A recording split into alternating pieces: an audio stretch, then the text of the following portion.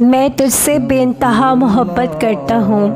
ایک نوجوان ایک عورت کی محبت میں مبتلا ہو گیا۔ وہ عورت کسی قافلہ کے ساتھ باہر کے سفر پر روانہ ہو گئی۔ جوان کو جب معلوم ہوا تو وہ بھی قافلہ کے ساتھ چل پڑا۔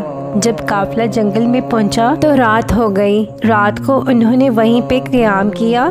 جب سب لوگ سو گئے تو وہ نوجوان چپکے سے اس عورت کے پاس پہنچا اور کہنے لگا، میں تجھ سے بے انتہا محبت کرتا ہوں اور اس لیے میں قافلے کے ساتھ آ رہا ہوں۔ عورت بولی، جا کر دیکھو کوئی جاگ تو نہیں رہا۔ جوان نے پھٹے ہوئے سر سے سارے قافلے کا چکر لگایا اور واپس آ کر کہنے لگا کہ سب لوگ غافل پڑے سو رہے ہیں۔ عورت نے پوچھا، اللہ تعالیٰ کے بارے میں تیرا کیا خیال ہے؟ کیا وہ بھی سو رہا ہے؟ جوان بولا، اللہ تعالیٰ تو نہ کبھی سوتا ہے نہ اسے کبھی اونگ آتی ہے۔ عورت بولی، لوگ سو گئے تو کیا ہوا؟ اللہ تعالیٰ تو جاگ رہا ہے، ہمیں دیکھ رہا ہے، اس سے ڈرنا ہم پر فرض ہے۔ جوان نے جو ہی یہ بات سنی خوف خدا سے لرز گیا اور برے ارادے سے تائب ہو کر گھر واپس چلا گیا۔ کہتے ہیں جب وہ جوان مرا تو کسی نے اسے خواب میں دیکھ کر پوچھا، سناؤ کیا گزری؟ جوان نے جواب دیا، میں نے اللہ تعالیٰ کے خوف سے ایک گناہ کو چھوڑا تھا، اللہ تعالیٰ نے اسی سبب سے میرے تمام گناہوں کو بخش دیا۔ کتاب مکاشفۃ القلوب، صفحہ نمبر 35۔ زنا سے بچو،